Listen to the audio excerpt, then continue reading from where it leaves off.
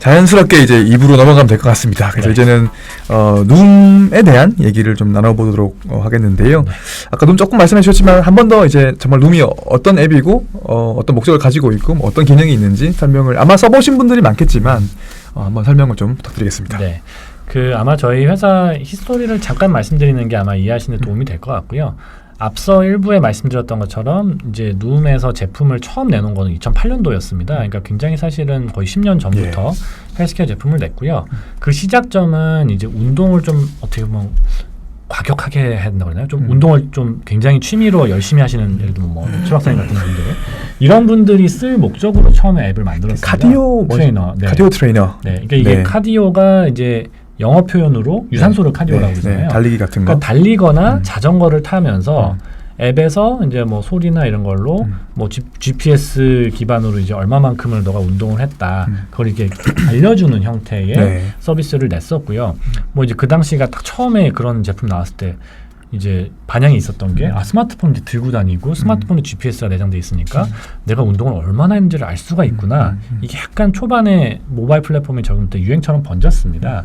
그래서 그 기능에서 시작을 했다가 데이터를 보니까 의외로 사람들이 그런 뭐 달리기나 사이클 같은 거보다는 그냥 걷는데 이 앱을 쓰는 거 데이터가 훨씬 더 많다라는 걸 보고 그럼 사람들이 왜 운동을 안 하고 그냥 걷지라고 봤을 때 나는 무슨 뭐 내가 몸짱이 되고 싶은 게 아니라 나는 살 빼서 좀 건강해지고 싶다라는 니즈가 있는 사람들이 많아서 그럼 체중 감량에 도움이 되는 컴포넌트가 뭐가 있을까라고 시작을 해서 이제 뭐 식사 기록을 했을 때 칼로리를 자동으로 계산해주는 기능, 그다음에 좀 맞춤형 컨텐츠로 사용자들이 조금이라도 이 체중 감량을 더 잘할 수 있게 도와주는 기능. 이제 그러다가 이걸 효과를 극대화시키기 위한 형태의 휴먼 코칭까지 도입을 하게 됐습니다. 그래서 이제 그런 기능적인 부분들을 이제 하나로 잘 버무려서 저희가 모바일 서비스를 제공하고 있고요. 저희가 이제 무료 버전하고 유료 버전이 있는데 무료 버전은 그 기존에 이제 식사 기록하고 운동 기록하고 뭐 체중 기록하고 그다음에 간단한 컨텐츠 확인할 수 있는 건 다 무료로 배포돼 있습니다. 그래서 저희가 뭐 푸드DB 많이 모았다고 많이 자랑을 외부에 하는데 그냥 무료로 다 쓰실 수가 있습니다. 푸드DB가 왜 필요한 거죠? 모르시는 분들 위해서. 네, 이게 도움이 좀 될 것 같은데요. 실제 저희가 행동 변화라는 측면을 어떻게 만들어낼 거냐라는 부분에서 기존의 인지행동 치료라는 어떤 컨셉에서 많은 부분들을 좀 가져왔습니다. 이제 인지행동 치료가 보통 이제 정신과 환자분들이나 뭐 아니면 여러 가지 행동 변화가 좀 필요하신 분들이 인지 구조를 개선시켜서 실제 행동을 바꾸는 형태의 치료고요. 이거를 이제 체중 감량 쪽으로 좀 가져오자면 식사 기록을 하는 게 체중 감량에 도움된다라는 부분은 뭐 전통적으로 알려져 있는데 그게 왜 그런 거 하니 식사를 이제 실제로 하루에 얼마만큼 칼로리를 섭취하는지를 아시는 분이 거의 없습니다. 그러니까 예를 들면 내가 오늘 저녁을 안 먹었어요. 그러면 저녁 안 먹은 대신에 밤에 치킨 시켜 먹으면 되겠다. 그럼 제 인지적인 구조에서는 나는 그냥 저녁을 늦게 먹었을 뿐인 건데 실제 칼로리 섭취량을 보면 저녁을 먹은 거에 비해서 저녁 때 이제 치킨을 시켜 먹은 게 뭐 칼로리 양이 거의 뭐 2~3배가 나는 그런 상황들이 발생을 하고요. 그거를 모르니까 나는 그냥 삼시세끼 먹었는데 왜 살이 찌지? 라고 생각하시는 분들이 많은 거죠. 근데 그거를 구체적인 칼로리의 어떤 그 섭취량을 통해서 확인을 시켜드리고 그다음 더 중요한 게 그럼 내가 만약에 밥을 안 먹는 게 아니라 뭐 예를 들면 3분의 2 공기만 먹었다고 칠게요. 그럼 얼마만큼의 칼로리가 더 줄어드는지가 눈에 보이기 때문에 인지적으로 내가 그러면 이걸 덜 먹고 또 요거는 뭐 칼로리 밀도가 낮으니까 좀 더 먹어도 덜 찌고 이런 것들을 선택해서 실제 이제 체중 감량까지 갈 수 있는 사이클을 이제 발견을 한 거고요. 거기에서 이제 핵심 요인이 음식을 기록해야 되는데 보통 그 무슨 칼로리 사전 같은 거를 미국에서는 주거든요. 하는 거. 그럼 거기에 찾아봐야 돼요. 그리고 내가 먹은 분량 손으로 계산해가지고 입력해야 되는데 너무 복잡한 거죠. 그러다 보니까 그거를 자동으로 해주는 기능을 만들려다 보니 음식 데이터베이스를 가져왔었어야 됐고요.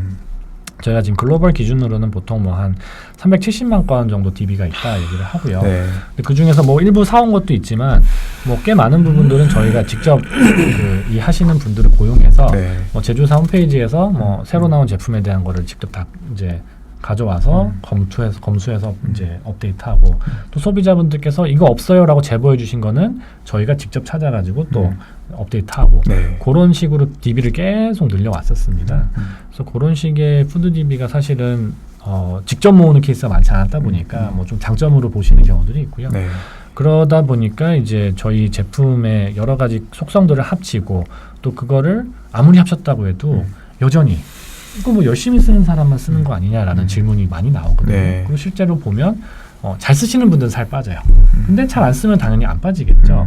근데 그런 동기가 낮은 분들은 어떻게 더 동기를 올려줄 수 있을까라는 부분에서 이제 휴먼 코치가 돌게 됐고요. 네. 성공 가능 이제 실천이 가능한 작은 미션들을 계속 줘서 작은 성공이 반복되다 보면 좀 어려운 것도 하게 네. 되고 특히 뭐 웨이트 중량 치는 것도 보면 네. 처음에 네. 뭐 네. 10kg, 20kg 가다 네. 나중에 막 올라가잖아요. 네. 그 경험을 옆에서 밀착해서 도와주는 게 핵심이라고 보시면 될 것 같습니다. 정리해 보면 처음에는 이제 그 카디오 트레이닝하는 그 앱으로 출발했다가 뭔가 이제 체중 감량 쪽에서 기회를 발견하셔가지고 그 식단, 그러니까 푸드 로깅하는 네. 식단 기록하는 걸 기반으로 해서 이제 그 인지 행동 치료 원리에 기반해가지고 살 빼는 앱으로 네. 가셨다는 것이고 그 무료로는 이제 아까 말씀하신 푸드 DB를 통해 가지고 뭐 밥 먹은 거 기록하고 칼로리 계산하고 이런 것도 들어 있고. 그 돈을 내면 유료 버전에서는 이제 그 휴먼 코칭을 통해 가지고 네. 뭔가 동기부여도 더 받고 네. 이런 쪽으로 가는 거죠. 맞습니다. 네. 그래서 특히 저희도 뭐 미국의 당뇨병 예방 프로그램에서도 많이 배웠고요. 네. 특히 이제 미국 당뇨병 예방 프로그램 같은 경우에는 라이프스타일 코치라는 컴포넌트를 꼭 이제 포함을 하게 되어 있습니다. 네. 그래서 예를 들면 미국의 YMCA를 방문해서 내가 당뇨병 예방 프로그램을 이수를 하려면 코치와 1대1로 1시간 대화를 하는 게 있어요. 그래서 그 뭐 이따만한 CDC에서 만든 책자를 예. 한 페이지에 넘기면서 코치가 그걸 이제 이끌어주는 역할을 하는 거죠. 네. 그래서 그 컨셉이 이제 또 필수적이고요. 네. 그러다 보니까 저희도 그런 당뇨병 예방 프로그램 인증 받는 과정에서 이걸 더 발전시킬 수 있었던 또 경험이 네. 있었고요. 네. 그래서 원래 이제 그래서 살 빼는 앱, 다이어트 앱으로 하시다가 네. 방금 말씀하신 이제 그 당뇨병 예방 영역으로 이제 넘어가시고 네, 있잖아요. 맞습니다. 그래서 그 설명 잠깐 해주시면 그 기존에 네. 있던 당뇨병 예방 프로그램이 있는데 지금 누움이 이제 그 앱 기반의 그 소프트웨어로는 최초이죠. 네, 최초로 맞습니다. 이제 당뇨병 예방 프로그램으로 미국에서 인정을 받고 있는데 그게 이제 아마 지금 좀 그 집중하고 있으신 부분 중에 하나일 텐데요. 네. 그 설명 좀 해주시면. 네. 당뇨병 예방이 왜 되는 건가요, 살 빼면? 네, 그 미국에서 굉장히 유명한 연구가 하나 있었습니다. 뭐 보통 의학 저널 중에 최고봉이라고 할 수 있는 네. 뉴 잉글랜드 저널 오브 메디슨이라고 네, NEJM. NEJM의 2001년도에 출판된 논문인데요. 그 논문의 이제 결과가 이런 내용이었습니다. 원래 당뇨병이 발병을 했을 때는 이제 메포민이라는 약을 1차 약제로 많은 나라에서 쓰고 있는데 그거를 당뇨병 예방에도 쓸 수 있지 않을까라는 생각을 하게 되죠. 네. 제약사 입장에서는 뭐 그렇죠. 검사생들이고 네, 네. 그렇죠. 그래서 원래는 이제 3개 암을 비교했습니다. 뭐 아무것도 안 한 컨트롤 그룹, 대조군하고 메포민을 쓴 그룹하고 그다음에 그냥 이 두 개만 비교하기 그러니까 생활 습관 교정. 그러니까 예를 들면 뭐 체중을 몇 % 감량하고 네. 뭐 일주일에 활동량을 몇 분 이상 늘리자라는 그 교육을 한 그룹 3개를 비교를 했었고요. 아마 원래 계획을 했을 때는 뭐 메포민이 제일 좋고 그다음에 라이프스타일 모디피케이션 그다음에 컨트롤은 나오지 않을까 하고 디자인 아마 했었을 텐데 그렇게 안 나왔거든요, 그렇게. 네, 의외로 라이프스타일 모디피케이션 쪽이 성과가 제일 좋았습니다. 네. 그러다 보니까 그럼 우리가 당뇨병 예방하는 어떤 측면에 있어서는 생활습관 교정을 통해서 이 사람들 체중을 5% 이상 빼게 하자. 네. 여러 지표들이 있지만 가장 핵심은 5% 이상 체중 감량입니다. 네. 그래서 이분이 제가 기준에 뭐 100kg도 상관없고요. 80kg도 상관없고요. 본인 시작 체중이 얼마였던 간에 5%만 살을 빼면 당뇨병의 예방 효과가 있다라는 걸 이제 데이터를 기반으로 출판을 한 거고요. 네. 그 후에 굉장히 많은 후속 연구들이 있었습니다. 왜냐하면 이 처음 연구는 뭐 제가 알기로도 1,000억 이상 이 연구비가 들어간 걸로 알고 있고요. 네. 그러니까 그냥 비용을 엄청나게 때려 부어서 네. 할 수 있는 뭐 생활 습관 교정부터 해서 막 엄청 때려 부어서 교육을 했던 거고요. 그거를 좀 더 커뮤니티 레벨로 좀 더 비용 효과적인 레벨로 하는 후속 연구들이 쭉 이제 나와서 이게 진짜 효과적이다. 심지어 뭐 핀란드나 뭐 일본이나 뭐 중국이나 뭐 이런 다른 나라들에서도 비슷한 형태의 결과들이 나오면서 그럼 CDC 입장에서도 우리가 이제 메디케어 재정을 좀 건전하게 하기 위해서는 네. 이 CDC의 입장에서도 당뇨병 예방이라는 거를 전당뇨 인구한테 꼭 해봐야겠구나. 뭐 우리나라 표현 정확한 이제 용어로는 공복 혈당 장애라고 하고요. 보통 이제 좀 더 이해하기 편한 용어로 뭐 전당뇨라는 표현을 쓰는데 특히 이제 미국에 있는 65세 이상 인구 집단 중에서 전당뇨를 앓고 계신 분들이 이 당뇨병 예방 프로그램을 잘 이수했을 때 실제 메디케어 재정이 세이브되는 효과를 본 게 이제 네. 결정적이었죠. 네. 그래서 그거를 그럼 이제 CMS 입장에서는 이제 CDC는 이 당뇨병 예방 프로그램을 인증해주는 질병관리센터인 거고요. CMS는 뭐 우리나라의 건보공단이랑 좀 비슷한 역할을 하는 대신에 미국의 유일한 이제 의료 보장 제도인 메디케어하고 메디케이드를 네. 관장하는 기관이 CMS인데 이 CMS에서 그럼 우리가 수가를 줄게. 65세 이상 인구 집단한테 당뇨병 예방 프로그램을 제공하면 돈을 얼마를 주겠다라는 네. 가격 테이블까지 쫙 해서 네. 법안 통과를 이제 오바마 정권 막판에 시킨 거죠. 네. 오바마 케어를 하려면 메디케어, 메디케이드 재정을 아껴야 되니까 뭐 이런 스토리가 다 메이크 센스 했던 상황이고요.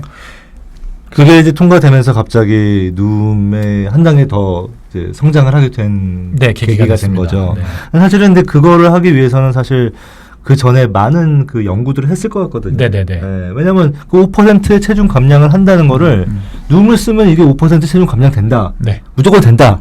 뭐 이런 거를 증명을 해야지만 맞습니다. 그 허들을 넘어야지만 사실은 이게 증명이 되는 것이고 그럼 의사들이 룸을 처방할 수 있는 거잖아요. 네. 그 연구를 언제부터 하셨어요? 저는 그게 궁금하더라고요. 그게 생각보다 오래 걸렸고요. 그러니까 그 얘기가 처음 시작된 게 2014년도였어요. 14년도. 네. 아. 그러니까 이 CDC가 기존에 오프라인 기반의 당뇨병 예방 프로그램을 제공하는 뭐 대표적인 게 이제 YMCA이고요. 그럼 YMCA들을 통해 가지고 이거를 제공할 때 그럼 제공하는 그 기관에 대한 인증을 해야 되지 않습니까? 그래서 인증 절차가 이미 있었습니다. 그래서 뭐 지금까지 제공했던 뭐 이제 그 서비스의 데이터와 그다음 제공했던 사람들의 데이터 이런 것들을 잘 또 여러 가지로 이제 양식을 갖춰가지고 제출을 하면 그걸 평가를 해서 공식 인증을 줄지 말지 결정을 하고요. 근데 일단은 당뇨병 예방 프로그램을 제공해야지 그 데이터를 얻을 수 있잖아요. 그래서 우선 기본적인 요건을 갖추면 펜딩이라는 네. 그 처음에 그걸 줍니다. 그래서 제가 2014년도에 펜딩을 처음 받아서 일단 그 CDC 리스트에 들어갔고요. 네. 그다음에 그 거의 3년에 걸쳐서 이 인증을 받게 됐고 그게 이제 모바일 업체 중에서는 최초로 CDC의 당뇨병 예방 프로그램 풀 레커그니션을 받습니다. 그러니까 3년이 걸린 거네요. 네, 3년 걸렸죠. 그 룸을 쓰면은 이제 체중이 감량된다. 왜냐면 체중이 감량되면 당뇨병이 예방되는 건 이미 많은 연구들에서 맞습니다. 증명이 됐기 때문에 우리는 체중이 감량되는 것만 증명하면 되는 거죠. 네, 그렇죠? 맞습니다. 근데 그 정말 간단해 보이는데요. 간단해 보이는 것조차도 지금 3년이 걸린 거잖아요. 맞습니다. 그러니까 룸을 쓰는 사람, 그다음에 뭐 룸을 쓰지 않는 사람, 네. 그다음에 뭐 룸을 쓰는데 앱만 쓴 사람, 네. 뭐 코치까지 한 사람. 맞습니다. 이걸 가지고 이제 그걸 연구를 해서 결국은 3년이라는 시간을 걸쳐가지고 결국은 그 CDC 인증을 이끌어냈고 네. 그래서 이제 수가를 받게 되는. 그러니까 여기서 네. 이제 우리가 하나 생각해봐야 될 거는 이게 결국은 넘어야 되는 허들이에요. 이게. 헬스케어 스타트업이 이 허들을 넘지 못하면 결국은 이게 아무것도 아닌 게 되는 거죠. 그러니까 뭐 그냥 약장수하고 똑같은 거죠. 그러니까 이거 쓰면 좋다, 뭐 이건 약장수인데 결국은 이 룸이라는 회사는 3년이라는 그 시간을 걸쳐서 인력과 시간과 돈을 근거를 투입해서 만들었죠. 정말 그 누구나 인정할 수밖에 없는 네. 그 근거를 만들었다. 이것이 저는 굉장히 네. 훌륭한 점이라고 봅니다. 네. 네. 저도 이제 어디 외부 강의 같은 거 하면 결국에 우리 에비던스가 필요하다. 그 에비던스 베이스드 메디슨처럼 우리도 결국에 스타트업도 근거를 가지고 얘기를 해야 하는데 근거 없이 얘기하는 곳들이 꽤 있거든요. 그래서 그래서 뭐 좋은 예시로 이제 근거를 가지고 그냥 예. 제가 그냥 러프하게 말씀드리면 근거를 가지고 얘기하는 게 거의 없어요. 네, 거의 제가 없죠. 봤을 때. 네. 그래서 이제 근거를 가지고 얘기해야 한다고 하는 그 좋은 예시로 드는 게 이제 눔하고 제가 한번 나오셨던 휴레이 같은 곳들인데요. 결국에 이제 임상 연구 통해 가지고 예를 들면 뭐 너네 앱 쓰면 정말 살 빠져? 그러면 이제 논문을 보여주면 되니까. 네. 그렇죠. 네. 근데 굉장히 여기서 중요한 제가 함정은 아니고요. 네. 약간 이거면 되겠다라고 생각했는데 그 다음에도 허들이 하나가 더 있는 게요. 네. 그러니까 저희가 CDC 그때 당시 풀 레커그니션을 받았을 때는 심지어 이제 정부에서도 이거 2017년부터 수가 줄 거야. 네. 신문 기사도 그렇게 났죠, 사실은. 네, 나고 그리고 실제로 이제 저희뿐만 아니라 저희 뭐 같은 업계에 있는 오마다나 뭐 카나리, 네. 뭐 레트로핏 이런 회사들도 다 이 수가 받는 것만 기다리고 있었거든요. 근데 문제는 뭐냐면 아직도 지금 수가를 못 받고 있어요. 그러니까 이게 한국이 예를 들면 뭐 여러 관료제 때문에 뭐 느리고 근데 여기 수가는 네. 메디케어 수가를 말씀하시는 메디케어 거죠. 수가 말씀하시는 거죠. 그래서 그거를 받는 거를 지금 막 여러 업체들 기다리고 있는데 의외로 그거를 지금 못 받고 있는 상황, 네. 여전히 못 받고 네. 있는 거죠. 지금 2019년도나 됐는데요. 그러니까 이게 에비던스를 확보하는 거는 저희가 이제 가져야 될 여러 가지 컴포넌트 중에 하나인 네. 거고요. 네. 그 다음에 그럼 이거를 머니타이제이션, 그러니까 이걸 실제로 비즈니스 모델로 만들 수 있는 거는 에비던스랑은 또 별도이고요. 별개일 수 있다. 대신에 에비던스가 없이 모니타이제이션만 하면 이게 사실은 지속 가능성이 떨어지고요. 네. 그러니까 결국 그 두 컴포넌트를 다 갖출 수밖에 없습니다. 왜냐하면 저희도 지금 CDC 매출은 정말 말 그대로 제로고요. 네. 소비자 이제 B2C 시장에서 얻는 매출이 저희 전체 매출의 상당 부분을 차지하다 보니까 당연히 CDC 열리면 저희는 더 좋은 시장기에 열리는 건 맞죠. 근데 그것만 열릴 때까지 손가락 빨고 기다리고 있기에는 이 스타트업 투자 받아서 운영하는데 이게 정말 시간이 적인 거죠. 그럼 지금 DPP가 당뇨 예방 프로그램에서 나오는 매출은 제로인 건가요, 아직까지? 있다고 보는 게 맞습니다. 네. 그러니까 그걸 보면 저도 이제 이걸 누메 사례를 보면서 느끼는 게 우리나라 규제 막 많고 힘들다고 너무 우리가 투덜댈 것만은 아니다. 네.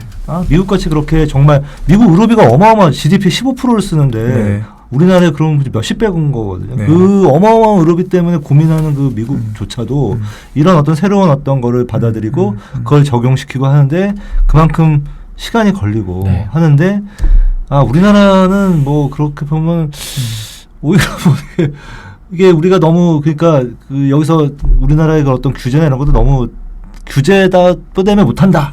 이런 말을 하지 말아야 될 것 같아요. 미국에 가도 미국만의 규제가 또 있으니까요. 맞습니다. 네. 근데 궁금한 게 CDC는 설득됐는데 이 에비던스가 있음에도 불구하고 그 CMS는 설득이 안 되는 이유가 뭔가요? 그게 CMS에서 이미 오프라인은 다 수가를 지금 주고 있고요. 네, 그러니까요. 근데 이제 네. 모바일로는 왜 그러면 안 주냐라고 했을 때 지금 크게 두 가지 요인이 있는데요. 첫 번째는 아까 이제 오늘 저 김채원 대행도 글을 올리셨더라고요. 네, 관련해서. 네. 근데 거기 내용도 봐도 나오는데 이 CMS에서 수가를 주는 수가 구조가 크게 두 가지 틀로 되어 있습니다. 얼마나 오래 썼느냐. 예를 들면 몇 개의 세션을 참여했냐 해서 뭐 1개, 4개, 9개 이런 식으로 세션을 카운트를 해서 그만큼 돈을 주고요. 두 번째는 얼마만큼 살을 뺐느냐. 그러니까 5% 이상, 9% 이상 이렇게 두 가지 기준을 두고 수가 그 테이블이 나와 있습니다. 근데 그러다 보니까 체중이 너무 중요한 거예요. 이 돈을 받아가는 기준에 있어서. 근데 저희 같은 모바일 회사들은 이 실제 쓰는 사용자들을 모바일로 모집하고요. 그다음에 모바일로 제공하고 오프라인 접점을 안 만들다 보니까 그럼 사용자들이 이제 소위 말해서 뭐 요즘 뭐 PGH 얘기 많이 하죠. 그러니까 환자가 생성한 또는 사용자가 생성한 그 체중 데이터를 얼마나 신뢰할 수 있느냐. 예를 들면 이 사람이 잘못 눌러가지고 과소평가될 수도 있고 과대평가될 수도 있고 가짜로 입력할 수도 있는 그렇죠. 네. 물론 이제 그러니까 이걸 쓰는 사용자 입장에서 conflict of interest는 없죠. 예를 들면 이분들이 그걸 잘 살 뺀다고 해서 보상을 더 받는 건 자기가 아니니까. 돈 받는 건 아닌 거죠. 네. 유저들이. 근데 예를 들면 만에 하나 뭐 저희 같은 업체가 네. 잘 입력해 주시면 뭐 인센티브 드릴게요. 이런 리베이트를 식으로 주는 리베이트를 거죠. 줘버리면 네. 아니 그것도 문제가 되고. 그러니까 이게 비용을 집행하는 이 정부기관 입장에서는 당연히 모럴 해저드를 생각 안 할 수가 없고요. 그러니까 그럼 그 체중을 예를 들면 오프라인 센터를 가서 젠 체중만 인정해주겠다. 예를 들면 객관적으로 젠 체중만 인정해주겠다. 이제 이런 부분들을 가지고 지금 계속 논의를 하는 거죠. 네. 첫 번째고요. 두 번째는 오프라인은 대충 뭐 전국의 오프라인 센터들 뭐 숫자 뻔하고요. 그 중에 풀 레커그니션 받은 데들 숫자 뻔하고요. 그럼 거기서 한 번에 커버할 수 있는 환자 수가 뭐 1년에 연간에 뭐 해봤자 많아봤자 몇십 명 정도거든요. 그러니까 예산을 세우기가 좋아요. 다 써도 이 정도.